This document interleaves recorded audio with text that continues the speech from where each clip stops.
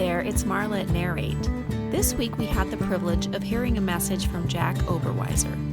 Jack is a retired professor from Carroll College who truly lives a life in service to others. We were enriched by his stories of foster parenting as well as mission work around the world. According to Jack, there is always room for one more in our lives. Enjoy the message. Good morning. I'm sure we can all think of 100 people that would be better to be up here talking to a group this morning, but here I am, and here you are, so here we go. So Adam called me about a month and a half ago and asked me if I would speak today at Narrate, and he woke me up. I'd been up all night long with a new baby in our life, and I was little Sage Marie, and I had just been really feeling grumpy and tired and feeling sorry for myself. And I thought, we just can't be doing this. Look at her, though. Oh, my God. But, I mean, I was just a pill. And the phone rings, and if it would have been anybody but Adam, I don't think I would have answered it, but I answered it. And he says, would you come talk on this topic of there's always room for one more? And it just, I mean, my entire body started to melt because I thought, God, of course, that's what it's all about. It's what it's always been all about. I just changed my whole thinking there for a quick second. I'm the oldest of 7, and I was raised over in Anaconda. And 7 kids in a family at that time wasn't really all that weird. It's a little different today for sure. Different world. But in the early 60s, there was kind of a crisis going on in Cuba. And Castro had taken over the country, and just a lot of kind of scary stuff going on, the Cuban Missile Crisis. A lot of you don't remember this, but at one point, Castro said, hey, anybody wants to leave, if you don't like the way I do things, get the hell out. So a lot of parents put their kids on planes and sent them to America thinking they'd come over the next day. Well, sometime between the time a lot of these kids arrived and the time their parents tried to get out, Castro changed his mind. So there were all these young Cuban kids in Miami airports and airports around the world. And in the United States, Catholic Charities kind of stepped in and took a lot of these kids. They ended up in orphanages. And they sent the word out to priests around the country, geez, see if you can find families for these kids. So I still remember sitting in church one Sunday, and this priest is putting this message out that if anybody's got any room, if you can squeeze in one more, could you possibly take a couple little Cuban kids? And I remember driving home in our Rambler station wagon, my mom and dad in the front, 7 of us, no seatbelts, all packed into this car. And my mother is looking at my dad saying, we're going to make that call. And sure enough, a couple weeks later, my folks came to Helena, picked up 2 young boys, brought them back to Anaconda. We're all practicing our Spanish, hola, ¿cómo estás? And these 2 kids step out of the car, and they're Chinese. I mean, and they are the most beautiful, wonderful kids, but their parents had just emigrated to Cuba from the island of Macau off of the mainland China. So they're barely learning Spanish, and now they have to learn English, and we're all, our como estases aren't helping at all. But these 2 kids lived with us for 2.5 years and became so much part of our family to this day. I mean, they have never forgotten my mom's birthday. Christmas, they're just wonderful, wonderful people. We had a death in the family recently. They both flew up from California for the funeral. I mean, 2.5 years is all that they were with us, and yet they became so much a part of our family. And I'd asked them to put that slide up from Matthew early on because I love the story of, Jesus saying, hey, we got to feed the hungry, we got to take care of one another, we got to welcome the stranger, and whatever you did for the least of our brothers. And I always wonder, who are these least of our brothers? Because my 2 foster brothers that my folks brought in are so much a part of our family. Maybe I'm the least of the brothers for them because they did so many incredible, wonderful things for us. After I graduated high school, I came over to Carroll College and started studying. In my junior year, there was a bunch of us that had a house up on Broadway Street, and we had neighbors that were, I guess, in some ways dysfunctional. I don't know if that's the word you're supposed to use, but it was a lot of drinking, a lot of fighting. And there was a young 16-year-old kid that lived there, and he spent a lot of time at our house with my roommates and I, just kind of to get away from the craziness, I think. And we were college kids. We were a little crazy our own selves. But, we'd help him with his homework. He'd ask us what we were majoring in and all this good stuff. Turns out this kid got himself in trouble, stole a car. And so this social worker kind of came by our house and said, would you come to court with this guy? Because he's probably going to go to Pine Hills, which is the state reformatory. Would you maybe be a character witness? I said, sure, I love this kid, And so we get up there, and I'm on the witness stand, and the social worker's asking me these questions. How long have you known him? Do you think he's a good kid? And the judge interrupts. He goes, hold on a minute. He said, you're the neighbor of this kid? I said, yeah. He said, well, do you trust this kid? I said, oh, I'm trying to make the kid look good. I said, yeah, totally trust him. You'd let him be in your house? I said, well, he's in our house all the time. Would you let him be in your house if you weren't there? I said, yeah.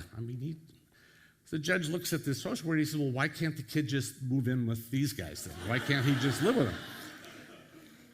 And I wasn't quite ready for that, but the social worker said, this guy's 19, 20, whatever I was at the time. He said, the judge says, well, what does age make a difference here? And the social worker says, well, he's not even a licensed foster parent. He said, well, how do you license somebody? Well, he said, can't he be licensed? He said, well, he's not even married.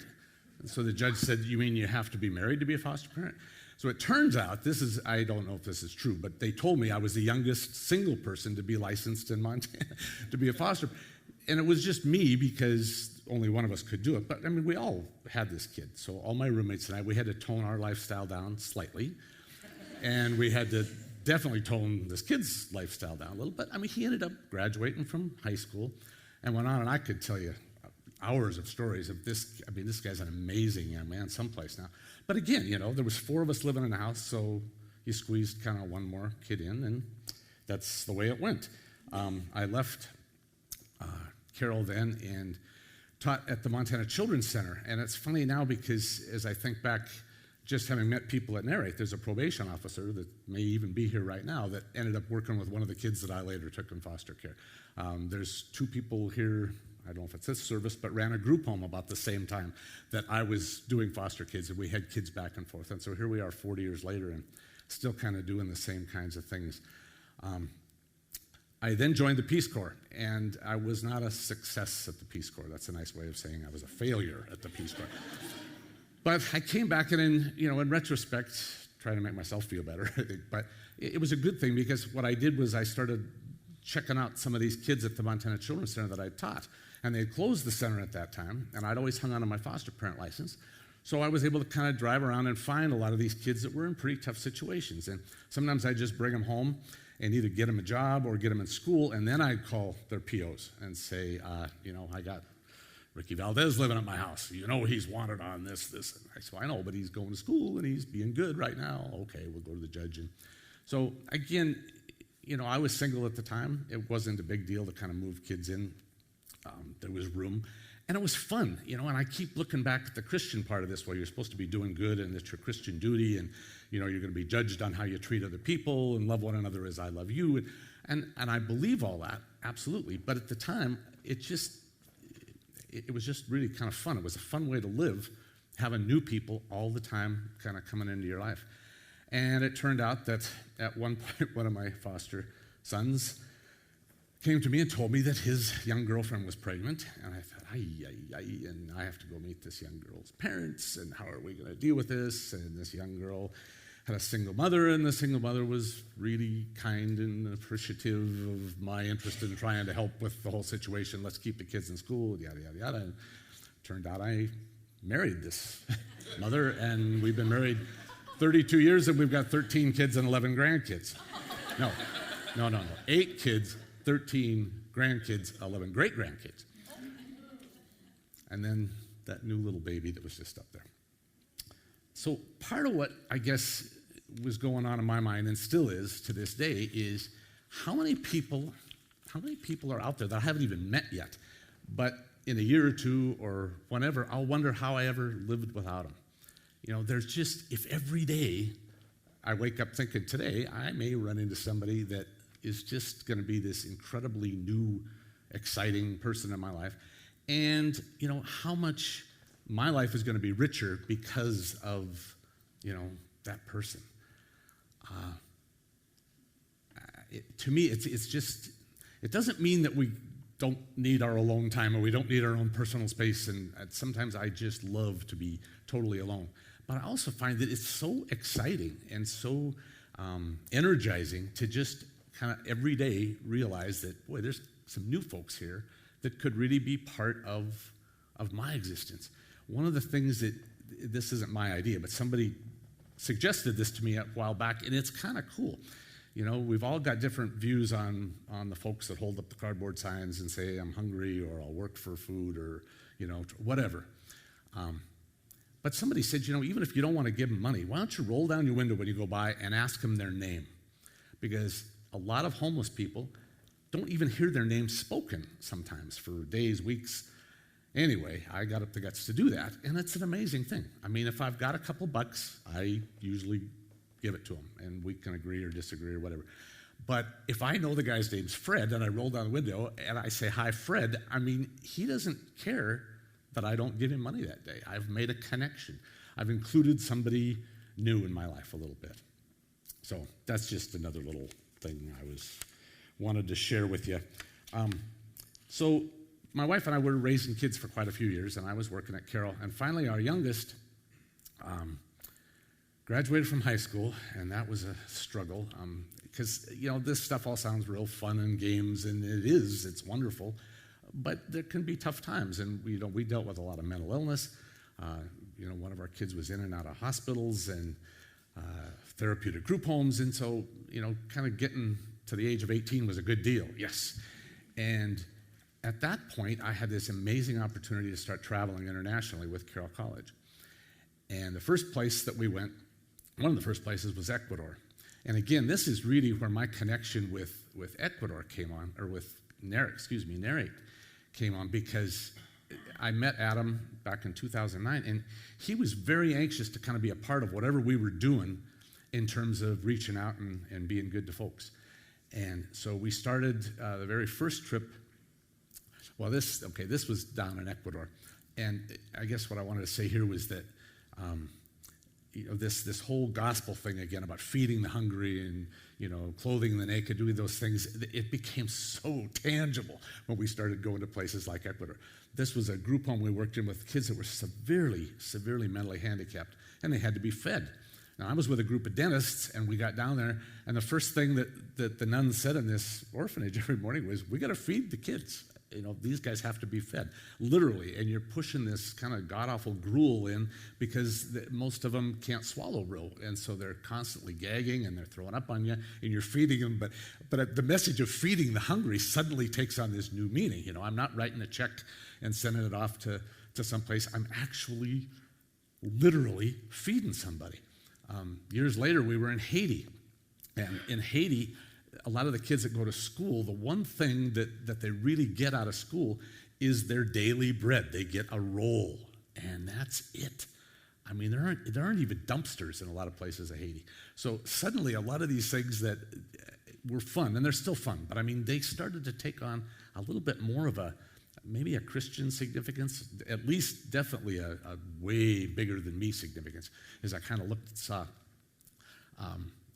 saw folks that really epitomized this need that we kind of hear about in the Gospels. And I heard a phrase called the preferential option for the poor, which again can be controversial, but it comes, at least I first heard of it in a book called Mountains Beyond Mountains. And Mountains Beyond Mountains, if you haven't read it, I'd beg you to read it. And it's just the story of a doctor that goes to Haiti and takes care of people. But this idea that these poor people, they got to get pushed up on the ladder a little bit. And I love this picture. Both the last picture, Zane used to come to Narrate. Ryan and I came to Narrate a lot of times. He's playing the guitar. You get the idea that, well, if you're going to go, you got to be a dentist so you can do dental work, or you got to be an engineer because, you know, you're going to build a dam. A lot of times, just being with these folks, that is huge. And they've told me that. I've said, you know, I'm going to get another dentist down here next time so we can do more dental work. And they said, no, it's important to us that you're standing here with us, that you're standing right next to us doing this stuff. That's a big deal. And playing guitar is always a big deal. And this young man now is heading off to medical school, but he paid his own way the first time we went to Haiti. And he paid his own way when we went to Ecuador. And then he saved up and paid his own way when we went to Africa. He wouldn't take GoFundMe stuff. He wouldn't accept gifts from his parents. He said, if I'm going to go serve, I'm going to go serve. And I look at these guys, I mean, all the years I taught at Carroll, that was another amazing thing for me, was this idea that one more in my life. I mean, I've got this kid, I've got this one. Here's a new class of people.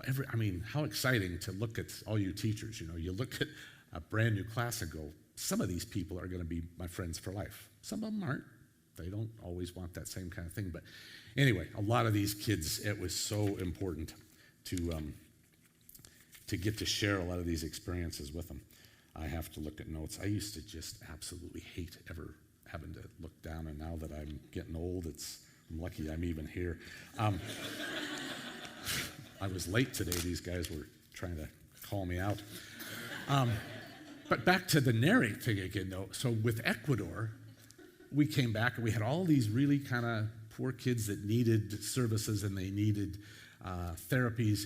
And I came back and I told Adam, and we started a nonprofit called Families with Heart. Many of you probably are part of Families with Heart. But it was a sponsorship, and literally the Narrate people got this thing off the ground. And now we've been a nonprofit 4 or 5 years. We're serving 50 to 60 kids in Ecuador. Several of your fellow parishioners are going to go down to Ecuador this summer and build a house. They've already built 2 houses, I think. I mean, this little Helena Community Church somehow is expanding and taking in South America. That's kind of cool. I mean, a little bit bigger than maybe where we were just several years ago.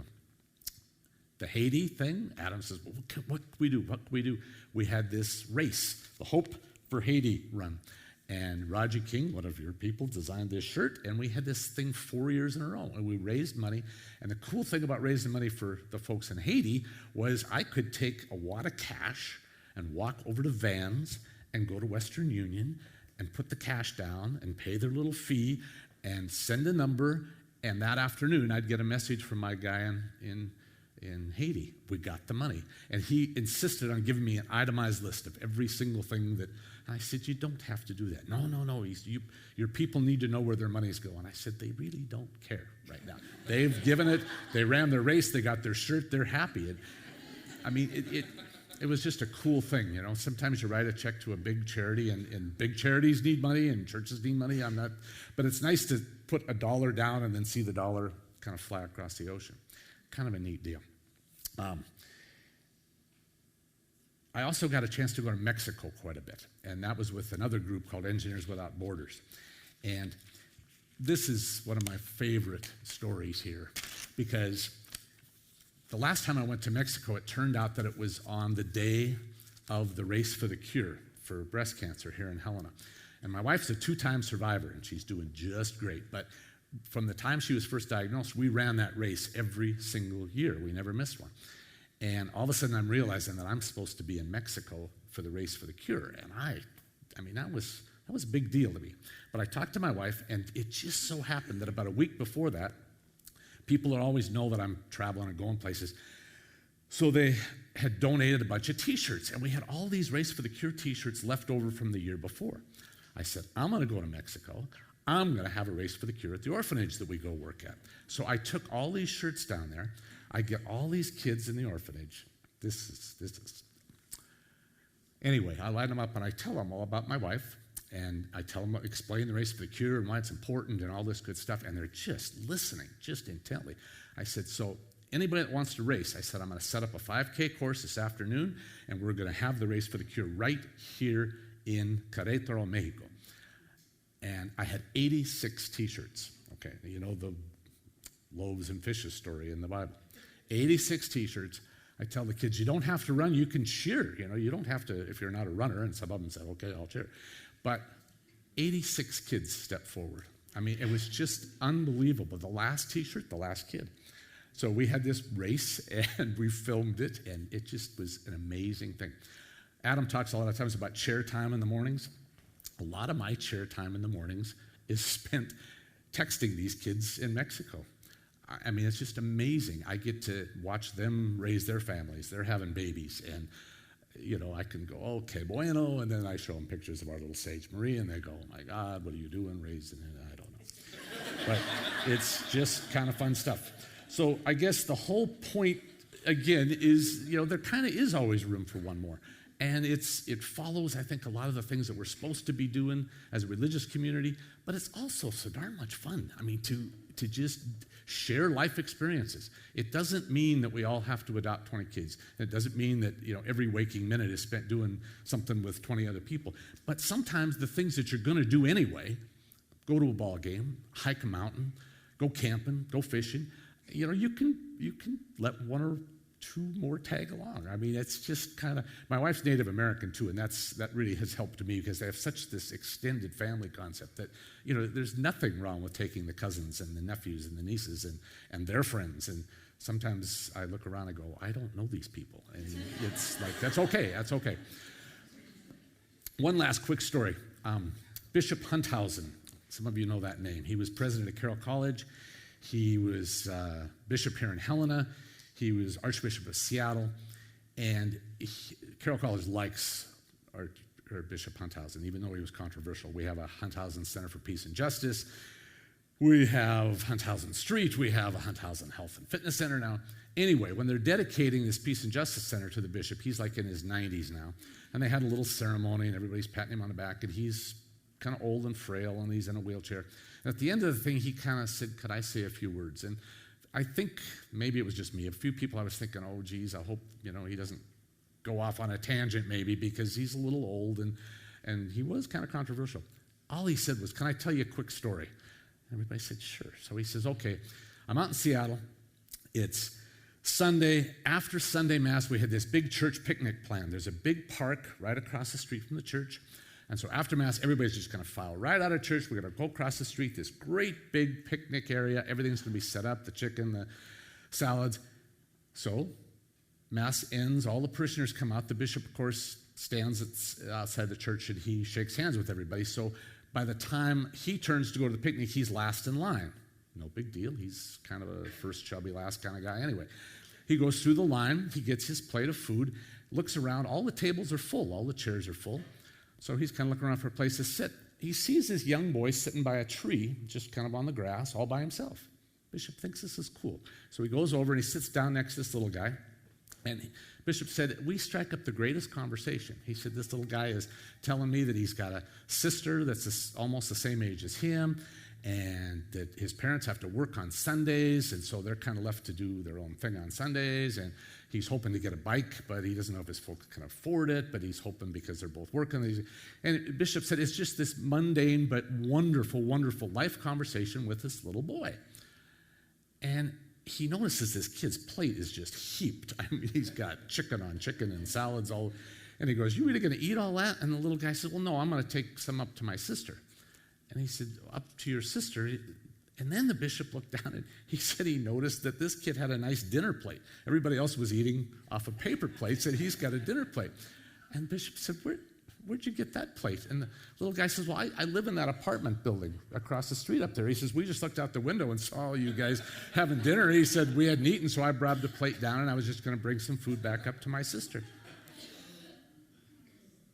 And then that was the end. And Bishop said, I just like that story. He says, I think we should make our circle a little bit bigger. I think we should embrace more people, invite more people in.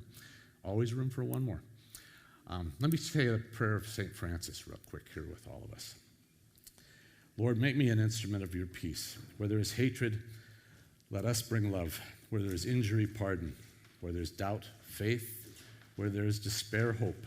Where there is darkness, light. And where there is sadness, ever joy. O divine Master, grant that I may not so much seek to be consoled as to console, to be understood as to understand, to be loved as to love. For it is in giving that we receive, it is in pardoning that we are pardoned, and it is in dying that we are born to eternal life. Amen.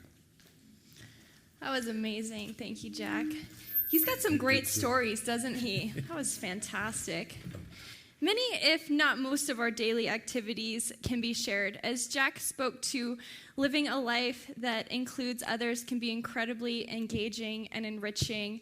But sometimes it's hard to invite people into our lives. I'm an introvert myself, and so sometimes it's difficult to invite people into our daily activities. The staff, ourselves at Narrate, we think that we could do a better job at helping you all meet each other. So this summer, scattering is going to look a little bit different, and you're going to have the opportunity, using your creativity, to make it what you want, to make it what you need. And so we're going to be using one platform to help you all meet each other as you go about your daily lives. So this morning, I'm really glad you're here because we're launching a brand new hashtag on Instagram, and that is called hashtag #PopUpHelena. So we hope that you will be able to use this tool to help invite others into what you're already doing every day.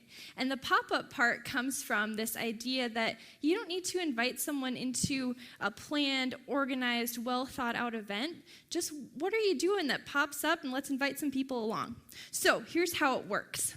For example, my husband Scott and I bought tickets to see the Full Monty recently. So I bought our tickets, and all I did was took a picture of Grand Street, put a few details in the caption, and posted it to Instagram using the hashtag #PopUpHelena. There you go, you can see right there. And so if you were following that hashtag, you would be able to see that Scott and I are going to the Full Monty next Sunday, and you would be able to buy tickets to come to the show with us. I realize that this is now a bad example because the Full Monty has been sold out for a few days. However, you're getting the idea. So another example would be, we have a lot of high school and middle school students who come to Narrate who are involved in sports. And it's hard to keep track of who's doing what or running where or playing a game here, whatever. So I'm going to pick on Nathan because you were up here with me earlier. Let's say Nathan is at one of our middle school students' baseball games. All he would have to do is take a picture of the field, take a picture of himself at the game, give us a few details in the caption, post that to Instagram using the hashtag #PopUpHelena. And now suddenly anyone who's following along would be able to see that Nathan's at the ball game this afternoon, and you would be able to pop up and join him. Oh, do you like that? I just made that up. Pop up. Yeah, that was a good one. So other activities you could use this for would be like you're helping your friend move. Maybe you're going to the Blackfoot for a drink. You're going hiking. What else do people do? Go see movies, that sort of thing. Concept's the same. Take a picture, give us a few details, post it using the hashtag #PopUpHelena, and all of a sudden we can all see and join you in your daily activities. So I realize I may have totally lost some of you with this lingo, and if that's you, don't worry. It's pretty simple. Swing by the Gather Scatter table on your way out. I'd be happy to walk you through this if you need some help with it. Not a problem. There's always room for one more. Just like Jack spoke to so well, living a life that includes others can be incredibly engaging, enriching, maybe hilarious, or energizing. So I'm really excited to hear about how this tool is going to enable you to invite others in your everyday activities. So let's get it started right now. You guys are the 8:30. This is the first gathering. Let's get it launching. All right, pull out your phone. That's right. I know you all have phones. Pull them out. I can see. Open up your Instagram app and follow this hashtag #PopUpHelena. Can we get it back up there again? Awesome. So follow this, first step. Second step would be to look for ways to utilize this in your everyday life. What are you doing just this afternoon, maybe tomorrow or next weekend, that you could use to invite people into your everyday lives? And also, when you're following it, look for someone else that's doing something fun and go pop up and join them. I'm really excited, the staff and I are excited to hear about how you're able to utilize this starting now and through the summer to engage others in your everyday lives. So again, if you have any questions, feel free to swing by the Gather Scatter table. I'd love to talk to you. The band's going to sing us one more song, I think, and we'll be out. All right, thank you. If you would like to engage further with Narrate Church, you can find contact information online, www.narratechurch.org. We would love to hear from you.